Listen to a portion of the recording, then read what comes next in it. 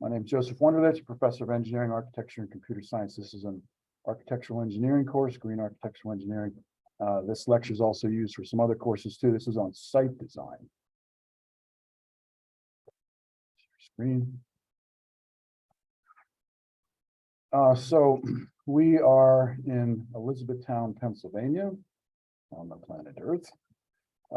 We are somewhat close to the Pacific Ocean here. We have a mountain range here.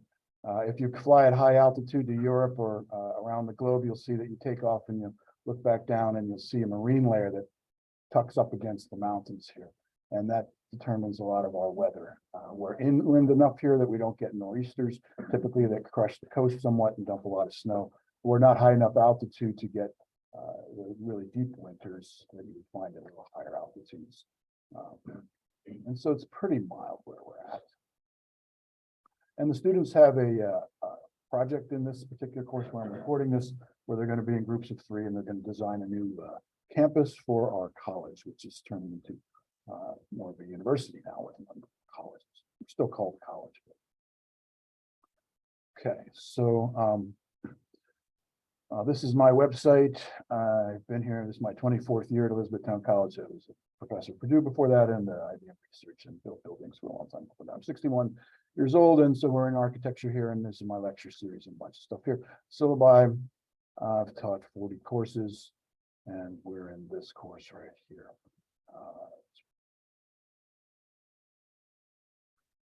And so we're talking about site design now, the site.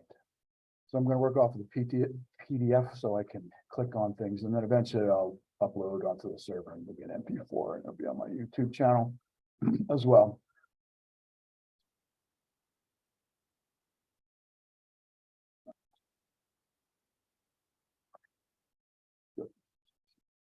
Yeah. So climate. Well, the first thing you want to do when you develop, build, if you're a developer or a homeowner or anybody who wants to build anywhere, or just have an vested interest in the project, you need to be concerned with the climate. How are you designing for this site, for this environment? If you ignore it, you're going to have problems. Some people really go to town with it. Frank Lloyd Wright was all about designing the site, using local materials and environment. We'll talk about that a little bit in here. I'm writing a book on Frank Lloyd Wright, a sabbatical in the spring to do that, as well as develop a course in computer game design and virtual reality. So first of all, climate. Not all of the sun's energy gets to Earth. Some of it bounces off and gets scattered around. We see a blue sky because the way the light is scattered, and those frequencies scatter at a higher percentage. That's why the sky is blue. And some gets through, and some gets absorbed by the Earth, reflected by the Earth, and so we have to work with that. And not only in the thermodynamic terms, but also in illumination engineering, both passive and active solar. Right. So we're following this course text here, and we're in chapter 5. So wind we want to deal with first, and that's one of the first things you want to think about on your site. If you're facing the north where we are, you're going to get prevailing winds in the winter, and it's going to be cold. You may want to break it up with some conifer trees, not deciduous, because they won't have leaves winter. Wind is a function of change in pressure and a function of latitude in general. It's a function of the terrain, with air masses rising and falling over the terrain, as well as currents, air currents that are created, and water currents too, ocean currents that result in air currents. And so wind's a function of change in pressure as well as change in temperature of the air mass. There's microclimates, a localized variation in climate. It's the definition of that. It's a function of elevation, geography, proximity, and orientation to the sun and water. Geology, certain soil conditions, the color, the water content, the heat capacity of the soil itself, especially if it's exposed without a lot of ground cover. Function is vegetation. We have a ton of ground cover here in Pennsylvania.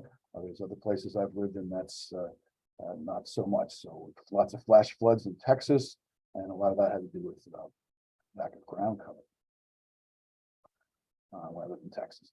So function, I live in California too, for 5 years, California, and Texas for a while too. So function of building density, microclimates create the building itself, and in cities, you can have accelerated winds between the high rises. If you ever walk through New York City or Philadelphia or any city with tall buildings and relatively narrow streets, you'll feel that wind. Not so much in Western cities where they've had the luxury of putting buildings further apart. Cities like Philadelphia were developed when there was horse and buggy, and so there was no forethought to allow multiple lane roads for cars. Who would think of that? So climate anomalies now, even more radical and localized variations in climate, more than a microclimate. So California beaches can be 30 degrees difference than the desert areas 10 miles inland. And so we could Google map this here. I'll show you an example here. Google map. San Francisco Bay Area. Oops.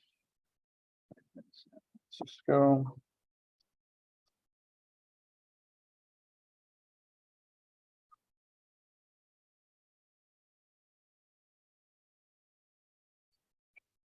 Way. So San Francisco. Up there, I gotta get rid of now. San Francisco. So San Francisco is here. Same pop-up. Well, we'll just ignore that. San Francisco is like this. There's an extremely cold, deep current out here that runs from north to south because the continental plate is lifting up plate tectonics, over top and moving. Whoops, we just lost our thing. Lost our feed. It's reloading. Okay, as that reloads, I'll just tell the stories as it's reloading. And so that cold ocean, never more than like 59 degrees, even in the summer in San Francisco. I lived in California 5 years, half in the south, half in the north, a little more in the south actually. And the ocean in the southern San Diego is never more than 69 degrees, and that's as far south as you get in the United States, and never warmer than 59 degrees in San Francisco. All right, well, it looks like the internet's not cooperating here. Google Earth's a little more computationally intensive, as you can imagine. We can do it just with regular Google. Let me do that here. Hold on. Let's get a regular Google. And we'll say San Francisco.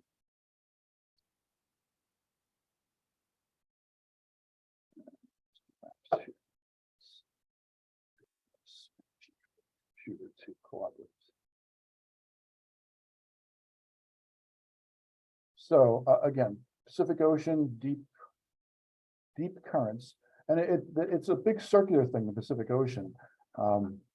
So the currents on the Pacific Ocean are like this, a big circle like that coming, and on this side of the country, they're the other way. So you get Bermuda out here, which is pretty much the latitude of North Carolina, which is warm. There's warm currents, and the oceans here can get in the 80 degrees range. And it's also because it's shallow, because this whole plate is pushing this way and lifting up over top of this plate.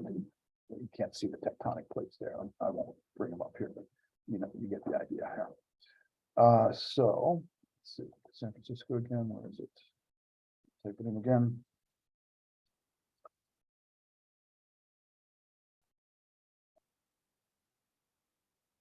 So San Francisco, just give you a little bearing here. There's about 12 million people in the Los Angeles basin down here, and another about 2.5, 3 million in San Diego, and there's about 6 million people up here around the Bay Area. San Jose is where Silicon Valley is, and all the high tech that you hear about. San Francisco, most of you know what that's like.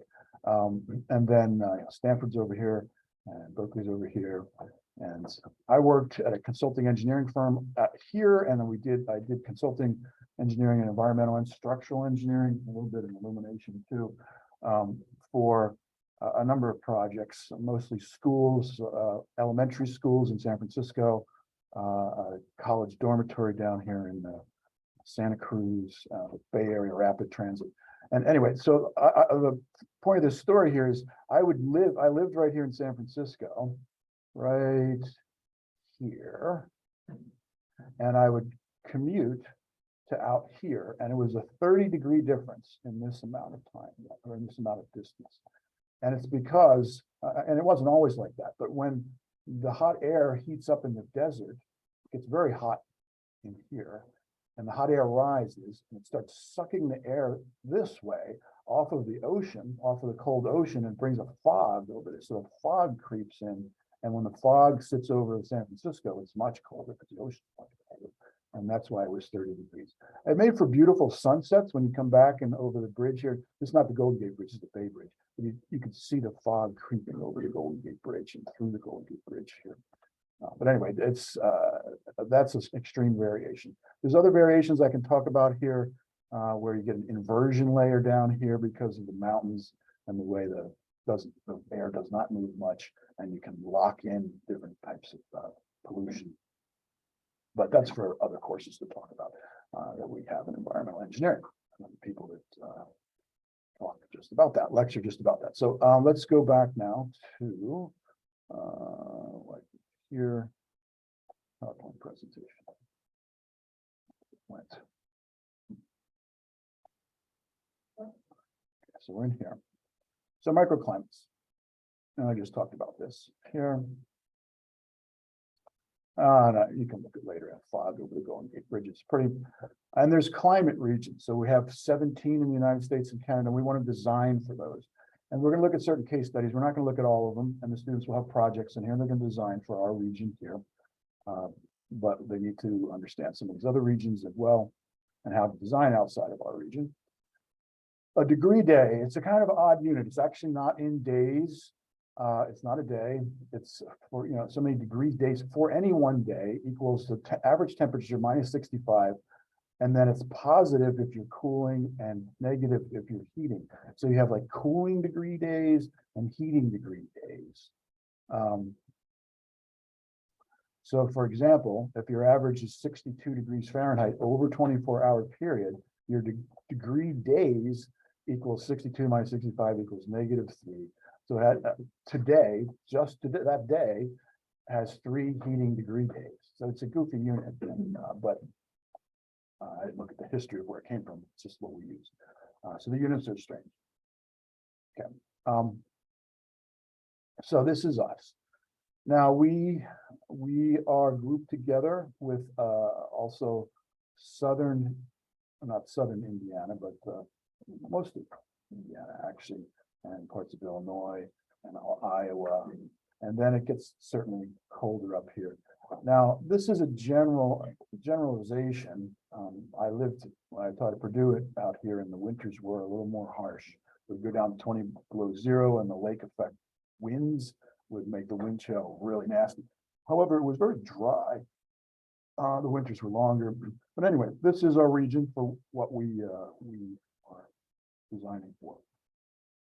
I'm not going to read all of this here. This is a recording and a lecture. You could spend 5 hours reading all of this, but I want to get to the gist of it for design purposes and what I might test on. So we've been working with psychometric charts, and psychometric charts typically have dry bulb temperature on the horizontal axis and specific humidity, not shown here, on the vertical axis. And then specific humidity is the absolute amount of moisture in the air per unit volume. Relative humidity is a function of how much the air can hold, which is a function of temperature. So if the air can hold more at a given temperature, then it curves up. The relative humidity curves up, whereas the specific humidity is straight up and down. So you have these curves. And we've learned how to use psychometric charts in the previous chapter. We're not talking about that here. They're talking about design here. The students have already learned a little bit about design. And so you have this comfort zone, and there's going to be a baseline zone. And we've already talked about how you move this based on winter and summer, and also for if the wind's blowing or not, or there's other things too, cultural things, seasonal things. What you see here, these lines here are variations over a given month for this specific location, or this region, this zone, this climate zone.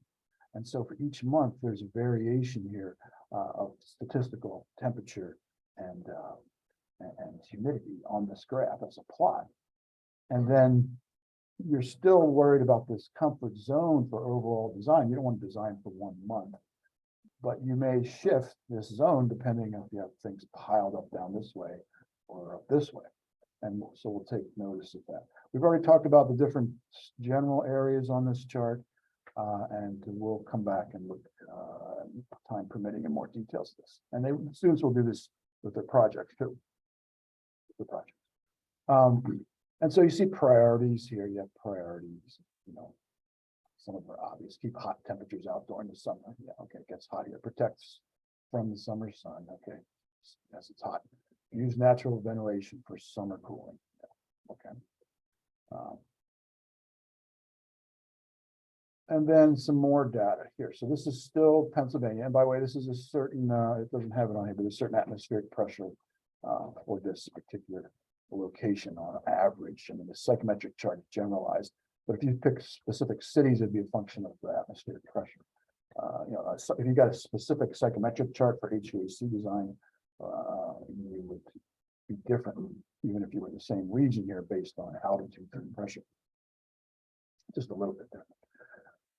These are more growing zones, like plants. All the landscape architects and any HVAC engineer in general use these charts. Architects certainly. Like for HVAC engineer, you might want to get a very specific psychometric chart. You would for what you're doing. Location. Okay, so the hot, too cold, and many, but it's a relative thing. What are you willing to put up with? You sacrifice whatever you get a gain, you're going to give up something.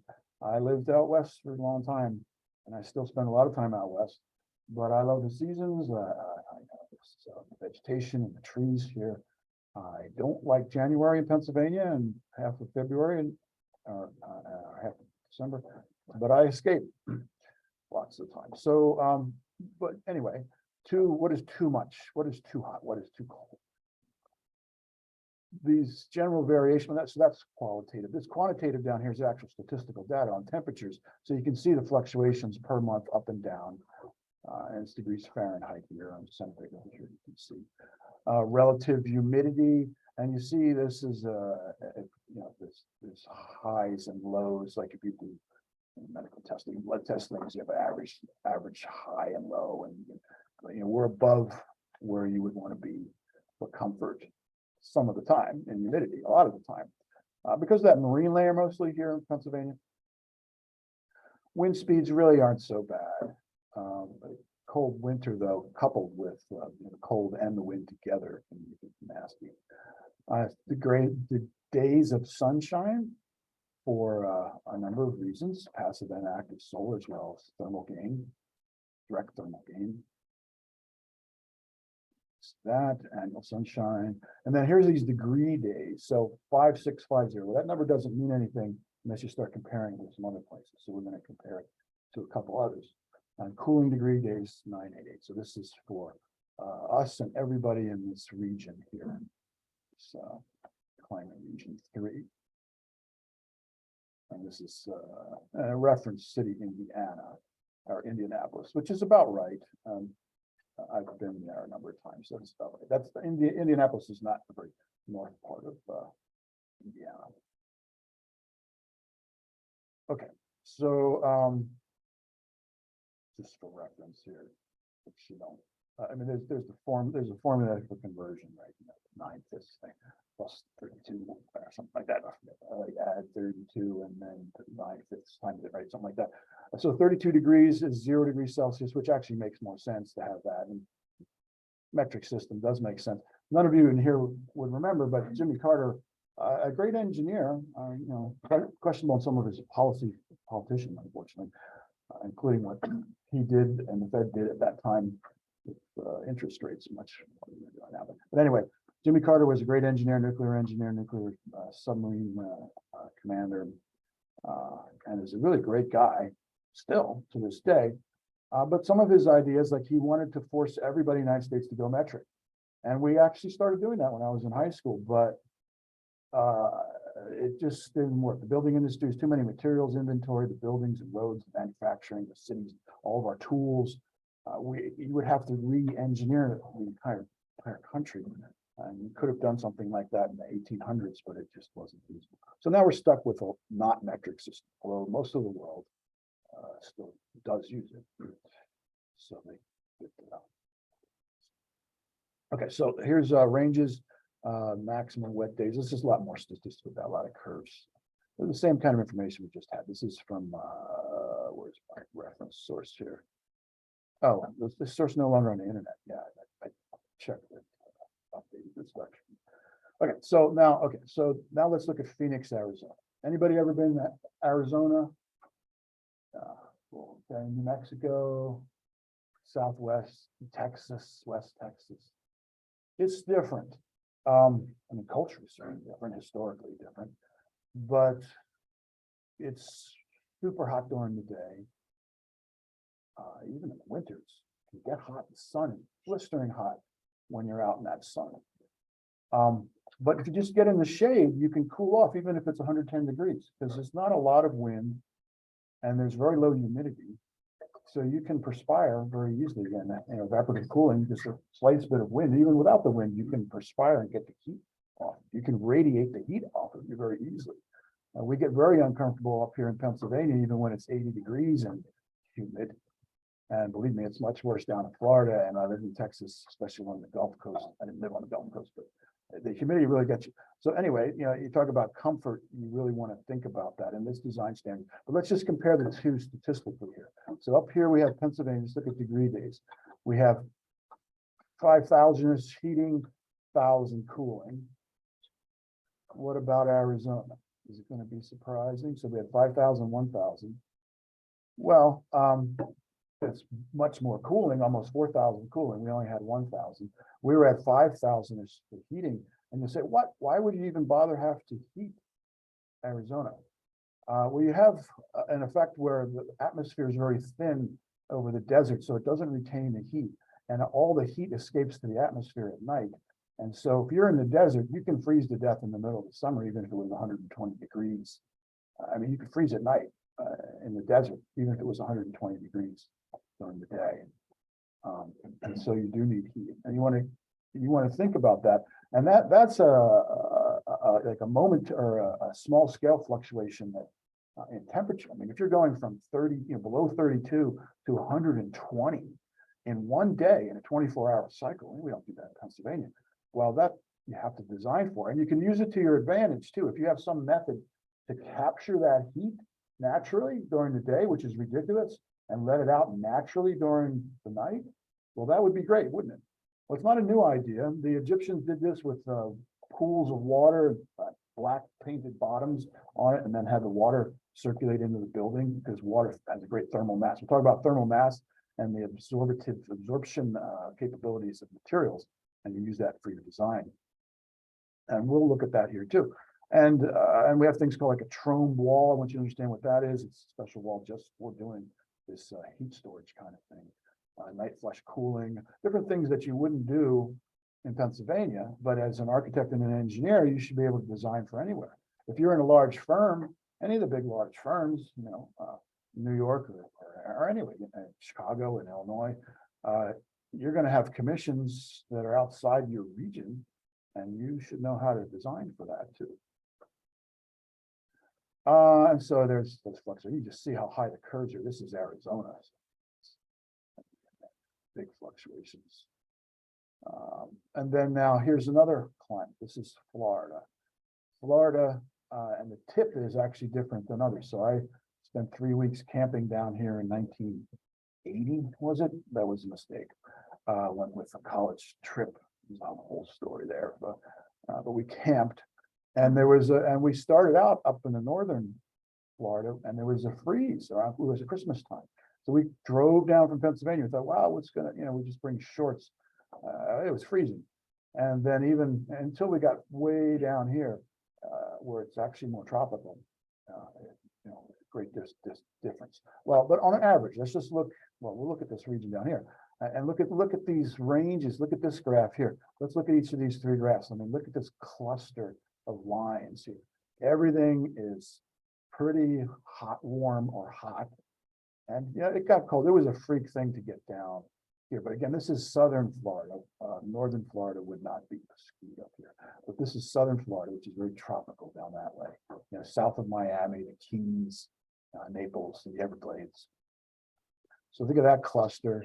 And now this one up here, this graph, this was Arizona.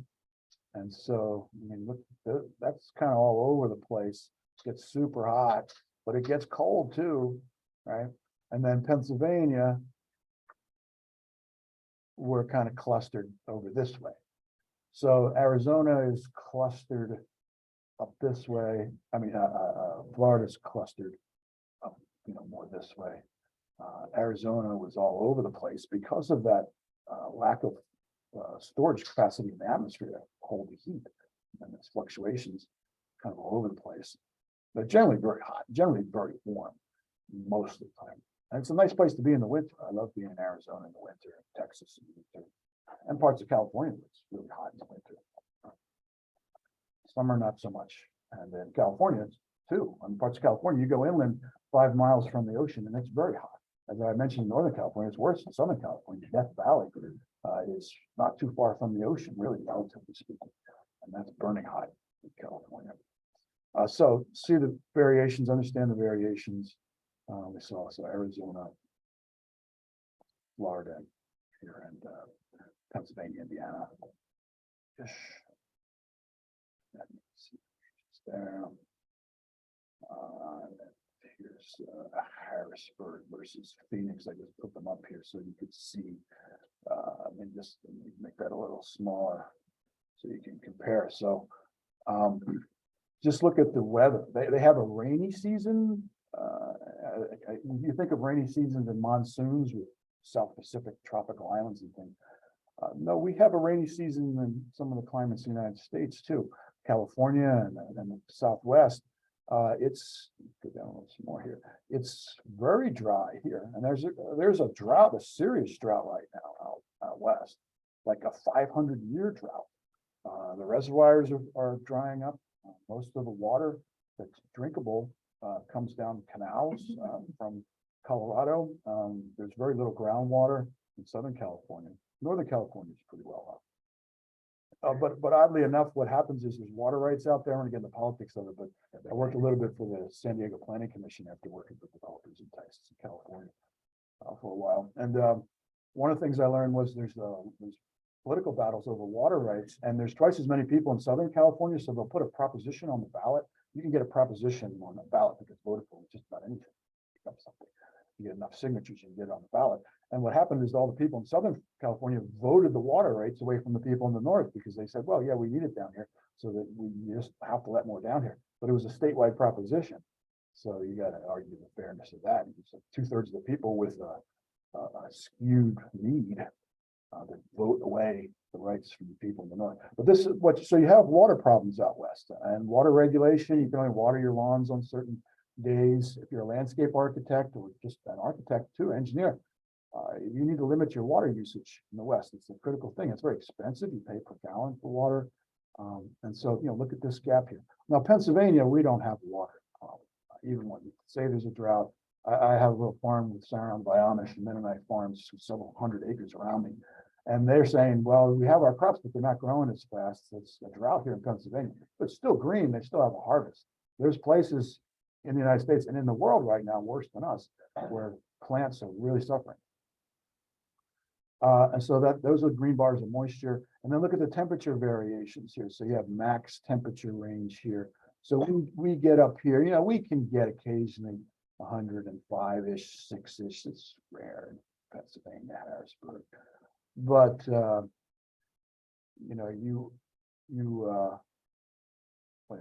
humidity. Yeah, I was wondering why that. Oh, I'm sorry. This is you get more than 100% humidity, relative humidity. Oh, divided by precipitation. I thought there was temperature on this axis. Temperature. Oh, wait. Oh, yeah. There's different. These axes represent all different things. So yes. So red is temperature, and that's centigrade. So anyway, you can see it's a lot higher down here in Phoenix than up here in Pennsylvania. So there's different scaling and wind speeds are different. And Miami, which is more evenly hot. No water problems. Okay. So now design strategies.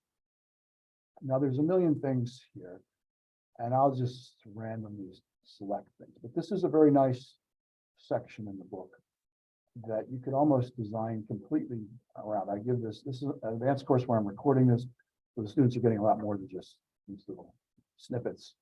But I have handed out this section of this chapter for even freshman architectural students, because they're just good to design strategies. If you're not going to really give it a lot of thought at all, well, this is a lot of thought. And these are key things. So design strategies for the winter. Let's see, I'll pick some random things. Avoid northern slopes. We'll look at that in a second. Build in the middle of the slope. We're going to look at that actually in a second. Let's go over here. I'm just clustering buildings can make a difference. So I'm not going to read all these things to see. But let's just kind of skim over it here, because I don't want to pick one thing and make that look like it's more important than anything else. Greenhouse effect, the students know what that is, make use of that. Different types of active solar and summer and winter. So there's a million tips in here that we're not going to go over right now on a video. Maybe when I stop recording, I come back in here and look at some of these. So now the book has chapter 5 and 11 about site design, and there's a logic to that. Chopping that up like that. There's also a logic to the fact that you studied thermodynamics, basic thermodynamics, chapter 3, and then more with comfort and thermodynamics in chapter 4, and then you touch on these variations of psychometric charts for comfort by location, chapter 5, dealing with climate. And then you jump to site, and then you do a bunch of other stuff, and then you come back and do site design. Well, what they're doing is they're chopping things up. The thermodynamics in the beginning and the end.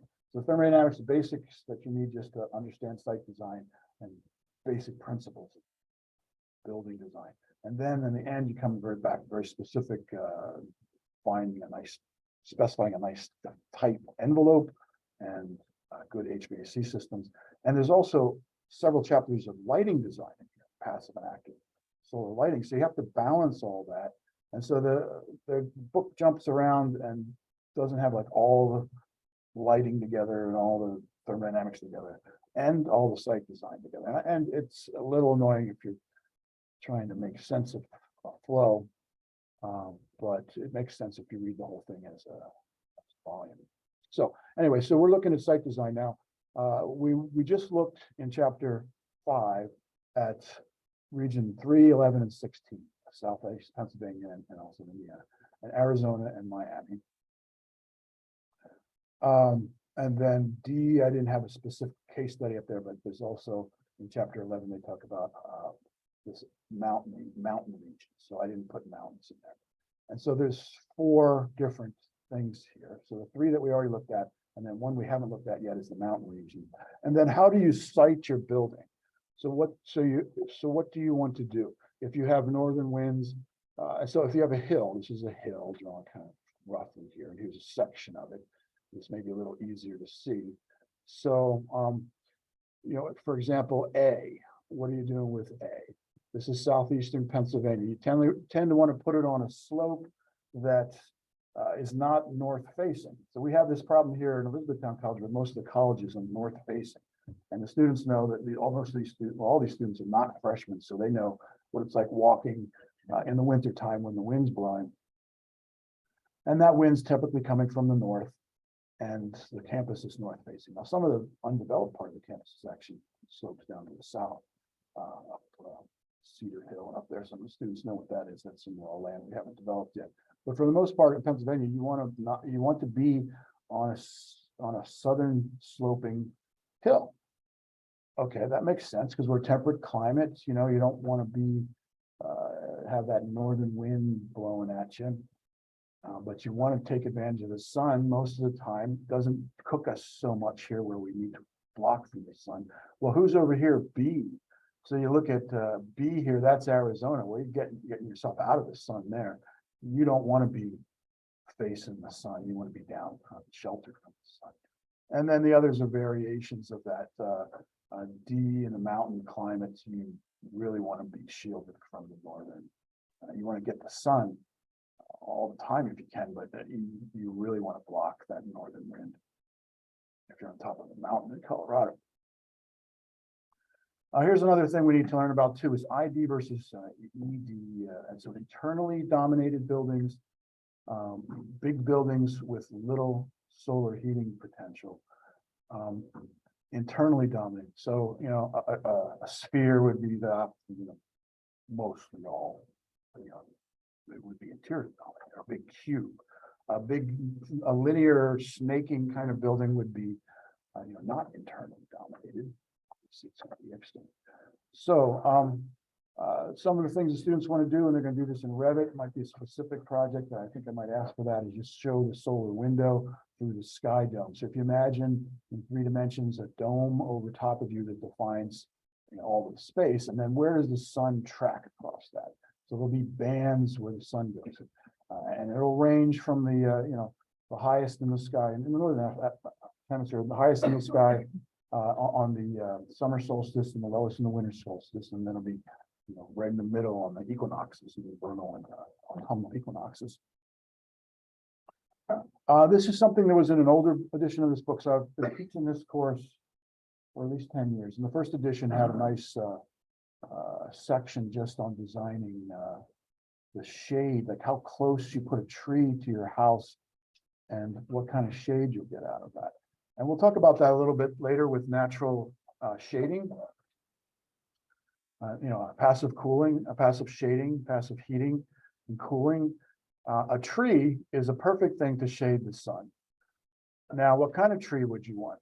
Well, if you're really in a temperate climate like Pennsylvania, and it gets really cold in the winter and pretty warm in the summer, you want a deciduous tree. You want nice big leaves and a canopy that shades your house in the summer. And then when the winter comes, you want the leaves to fall off. Now, if you're cold, you know, you don't want to have a deciduous tree blocking the sun in the winter. So you wouldn't, you know, for solar purposes, put a deciduous tree shading you when you want the sun. I mean, a conifer tree. So I only give you one case. You can infer the opposite case. So a deciduous tree loses its leaves during the winter, has leaves during the summer. It shades you in the summer. It lets the sun through in the winter. And there's specific, you know, trigonometry and tables. I like that. They took that section out. The shadow patterns, I may or may not ask students to do this in here. We have, I teach studio classes too, and often the students will build models and they'll get a light bulb and it'll mimic the sun, you know, a flashlight, and then they have to show the shade patterns and how it works with the sun in different seasons. So we're talking about site design in general here. So windbreaks and channels. We want to break the northern wind.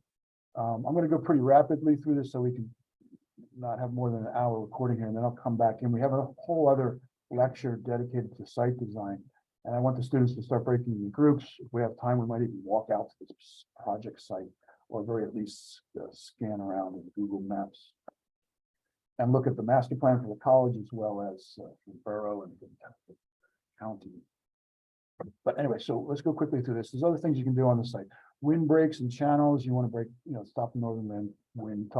Use trees, burn up dirt, dig buildings in the earth. One conference I went to was Minneapolis in the winter time, and the conference organizers typically do that because they get cheaper hotels. So when I first started being a professor 25 years ago, I'd go to these conferences. I'd go to the middle of the desert in the summertime, and I'd go to, you know, up in the North Pole in the wintertime. And then I realized after that, well, I could pick whatever conference I want to go to. So I just started doing different things. So I ended up going to Jamaica, went to Italy 6 times, I go to Japan, and I go when it's nice. And why not? So that's one of my criteria for where I go. It's got to be a rigorous, well-meaning conference, but there's a billion conferences. Pick one, pay a little more, and go during a nice time.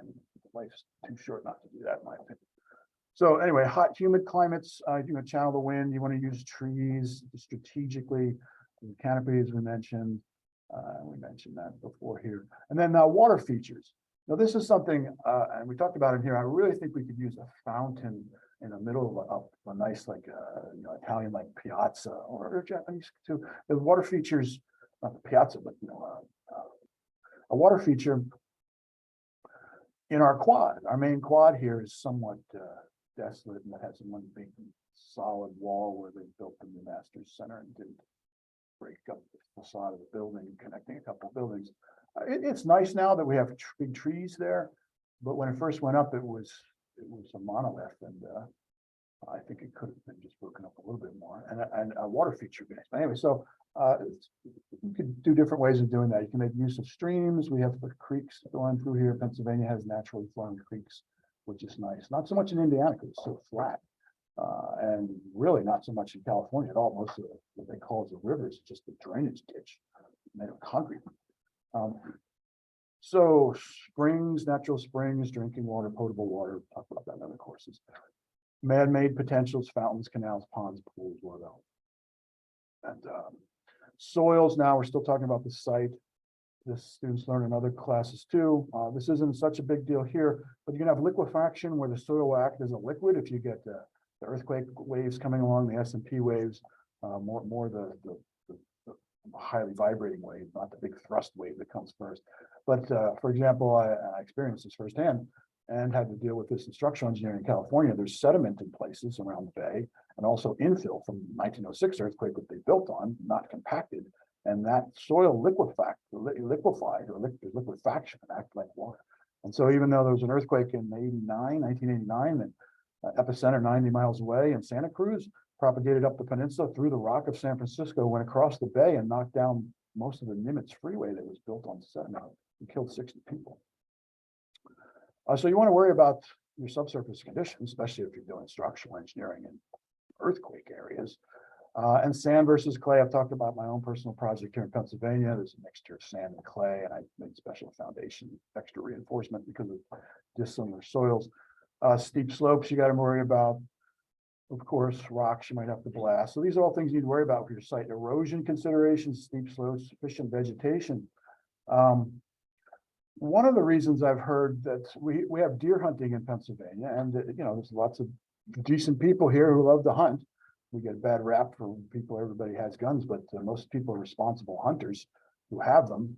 And if we didn't hunt the deer here, I've heard, I didn't look this up, but the deer keep the vegetation down, and if you have too many, they eat all the vegetation, and then your slopes will erode too fast. So that was actually a consideration. Also, people run into them in their cars. There was really out of hand in Valley Forge Park near where my mother lives, where I grew up a couple of years ago. And there's a lot of people going through there, and it's a danger. But anyway, so flood considerations. We had a 500-year flood here. There was no data 500 years ago, but statistically speaking, it was so we paid $2 million to redo our dam that blew out over our retention pond. Lake Placida is actually a retention pond to catch the runoff from all the impervious soils as we built. They expanded it as we developed the campus because you need to retain more water. And the main concern when I built my project on my farm out here was not flooding neighboring farms. They worried about runoff. And the floodplain, you have 25-year, 50-year floodplains that are written on maps, and you're not allowed to build them in most places. But a 100-year floodplain, I mean, nobody draws that on a map because it's just, and that caused a lot of trouble. So runoff dams, you need the ocean. See, we're approaching an hour here when I wrap up. More on trees and shrubs. Wetland preservation. This is a big deal in California, somewhat here too. We have some wetlands here. Dr. Diane Bridge is an expert on that. She even put together a little walking tour around the campus if anybody's interested in that. It's very big in other places where land is not so robust, like in California. All the estuaries where the ocean water comes in, endangered species there. Existing trees, saving trees. You will kill a tree if you change the grade. Like, you can't just change the level of the dirt that the tree base is at. You either have to berm it up if you're cutting all around it, you're cutting dirt out around it, or if you're building up in the hill there and you're making a hill where it is, you have to make a well for it. So I think I can take a little credit for, in the year 2000, lobbying strongly to keep this big sycamore tree that's right behind our gym, Thompson Gym, up on the hill there, because I knew they were changing the grade and there were beautiful trees all over. And that was one that I think was worth saving. So I made a big deal about it in a public forum, and then I think I influenced saving that. But they had to change the grading around there. Otherwise, they would have just cut that hill straight down. Because the base of the tree is like 15 feet above where the final grade of the finished construction. So what potential? So you look for potential. So if you're a speculator, land speculator, developer, what potential, or you're an environmentalist, and you want to get the developer. This is actually what I did when I stopped working for developers and I worked for San Diego Planning Commission, is I'd read environmental impact reports, 300-400 page things on these huge developments by developers.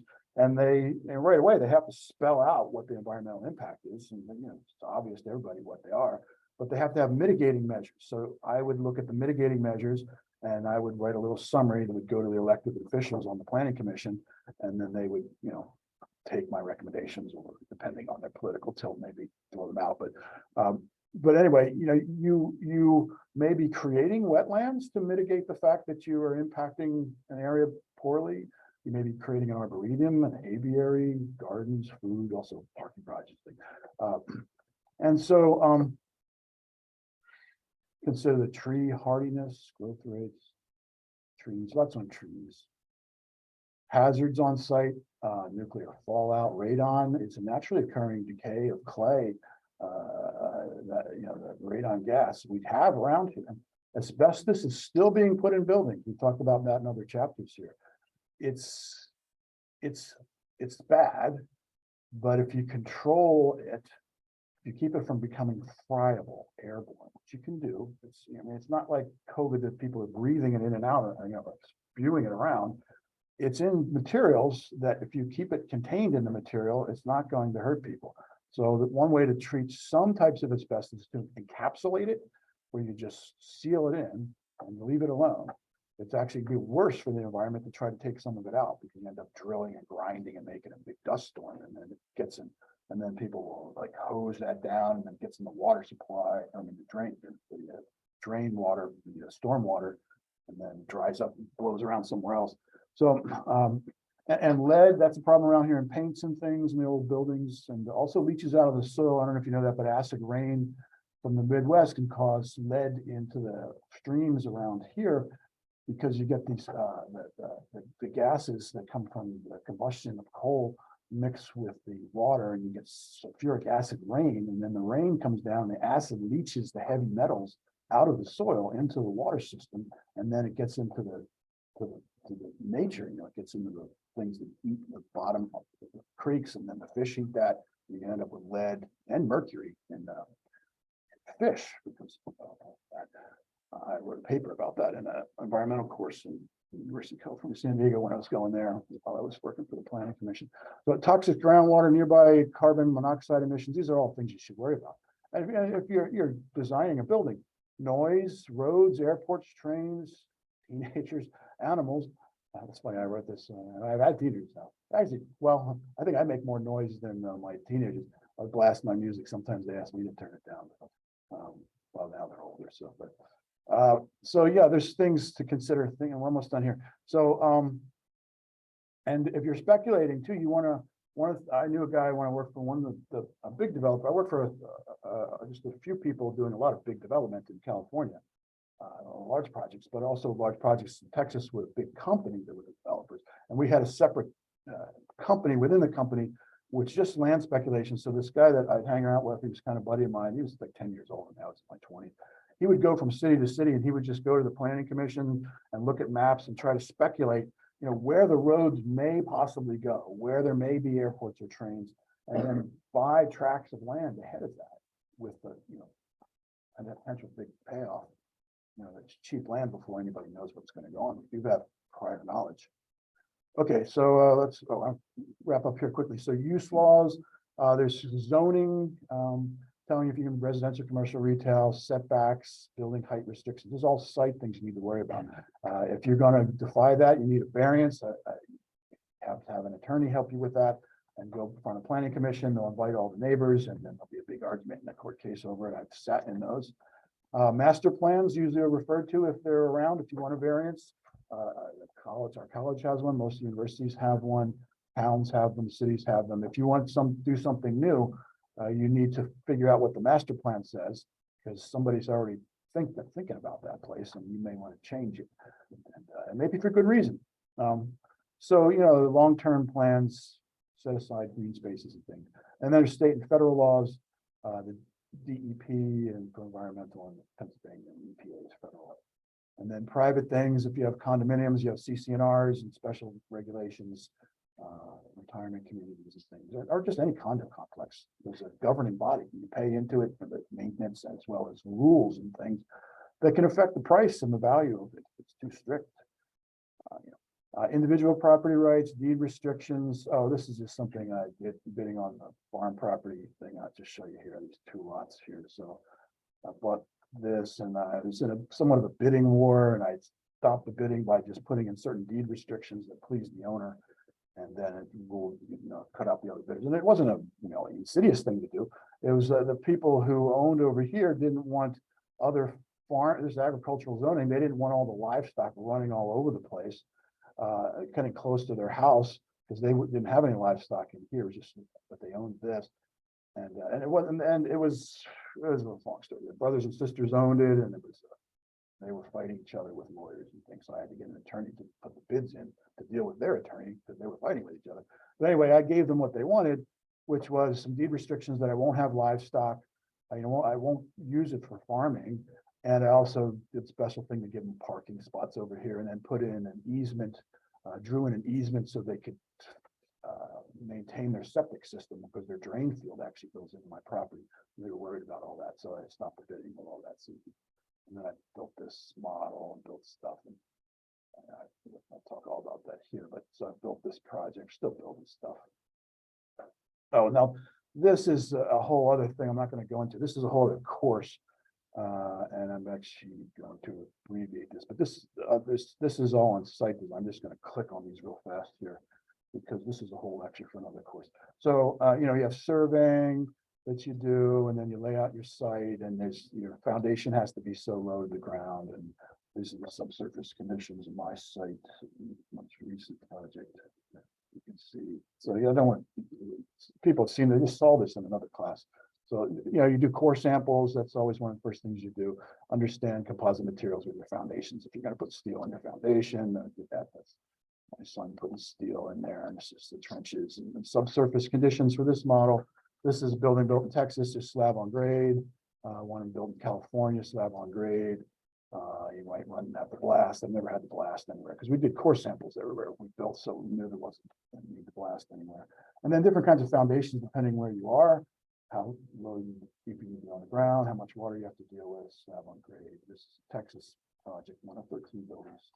There, slab on grade, California slab on grade, different foundations. My present project.